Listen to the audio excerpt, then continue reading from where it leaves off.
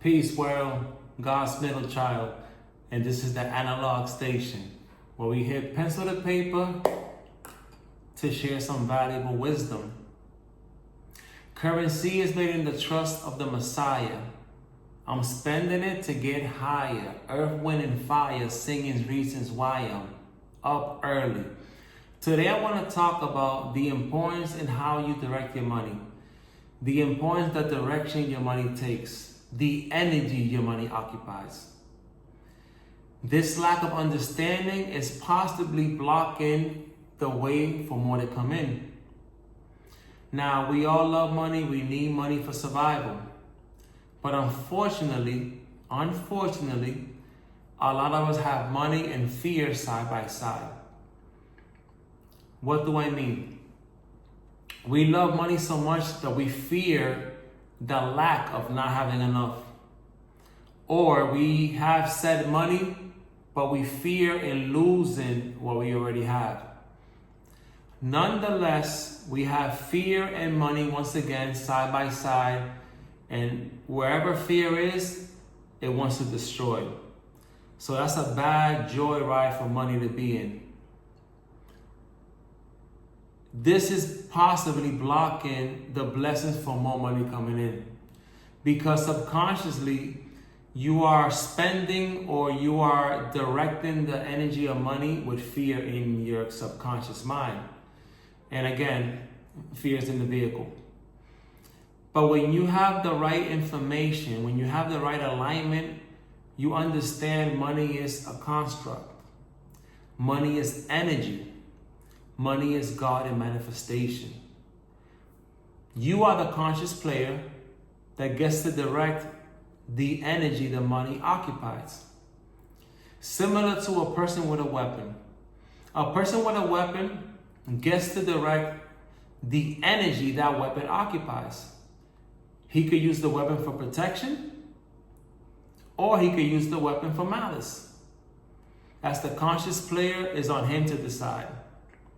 Money is no different.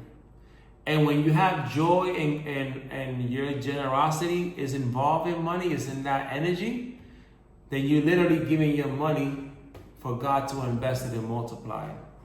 To further illustrate my point, I want to play a small clip of this amazing book, The Game of Life and How to Play It by Florence, Scovel, Shinn. Money is God in manifestation, as freedom from want and limitation, but it must be always kept in circulation and put to right uses. Hoarding and saving react with grim vengeance.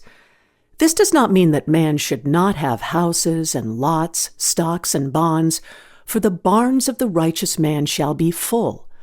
It means man should not hoard even the principal if an occasion arises when money is necessary. In letting it go out fearlessly and cheerfully, he opens the way for more to come in, for God is man's unfailing and inexhaustible supply. This is the spiritual attitude towards money, and the great bank of the universal never fails. The Game of Life and How to Play It. And similar to the Nas line that I said at the beginning of the video, you can see the alignment with the divine when you talk about money, and the alignment of fearlessly letting that money go, cheerfully spending that money. Like the book said, hoarding and saving reacts with grim vengeance. When the occasion arises where you need to spend it.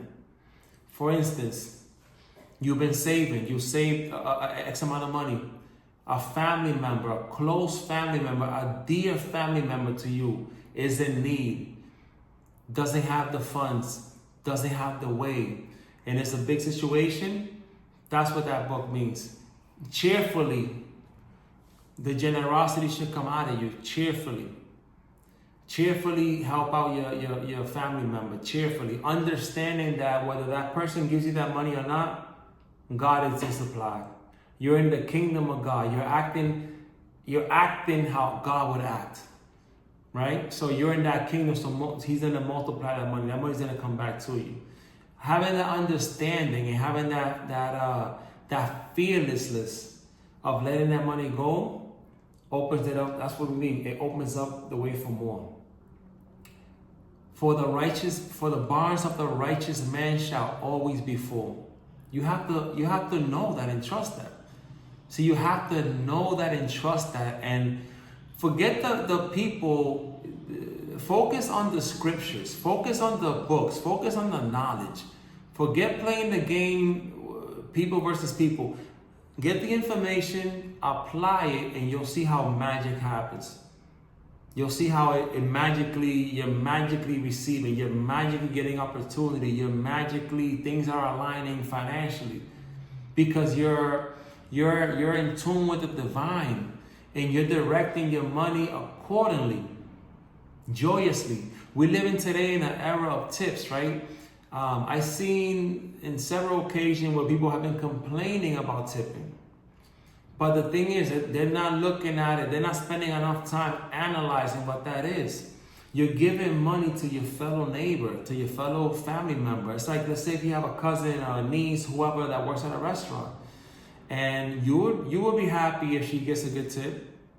You will be happy if she comes home joyously, and she was able to take care of a situation because she had 3 good customers that looked out that day and blessed her, I guess blessed them more than she would normally get blessed. You will be happy for your niece or your daughter or your mom or whoever it may be. You will be happy if an older woman is living alone and her tips are able to keep her going. You will be happy. See, some of us are happy seeing other humans happy. I get joyous when I see other humans happy. When I see fathers with their kids, mothers with their kids, or whoever, and I see joy in their face, it's like a magnet. It magnetizes to me. Then I start like smiling. I'm alone. I'm looking at them and smiling. Some of us like to see joy in other people. That's a realm to be in. That's an energy to be in. That's a frequency to be in.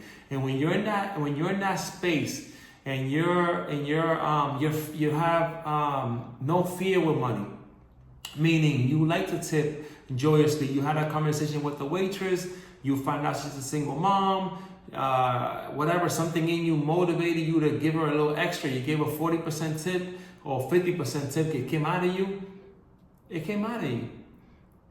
What you don't understand is, right? Imagine this. Let me give you the energy side of that, right? The other side of that is, let's say you tip somebody well at the right time, right? Something in you said, this person, I don't know, something in you, and you tipped her well, 50%, 40%, whatever. And that person, right, later goes home to their spouse or to their situation, and it's talking about you. Wow, I had this customer today. He was so generous. I can't believe the bill was $60. He gave me $120. I can't believe it, et cetera, et cetera. Now I'm able to pay daycare this weekend. I didn't know how I was gonna get the money. Now with those $60, I just made it. As an example, but you get what I'm saying. You're in that home being talked about positively. You're doing God's work, or God is moving through you, rather, right? So understand, tip generously. Whenever any family member of mine is talking about money and the lack of money, that's the first thing I tell them. I said, listen, next time you go out with your family, pick a good restaurant, place your orders on the food to the ones you want to eat, meaning pick a good plate, and tip generously. And tip generously, joyously, and don't think about it. And you're going to see how slowly you're going to get something out of that. And it's like a magnet. You don't do this to receive. It's a knowing. As the within, so the without. If you want it to come to you, you got to give it to other people. You have to spread it out. You want abundance? You got to be abundant.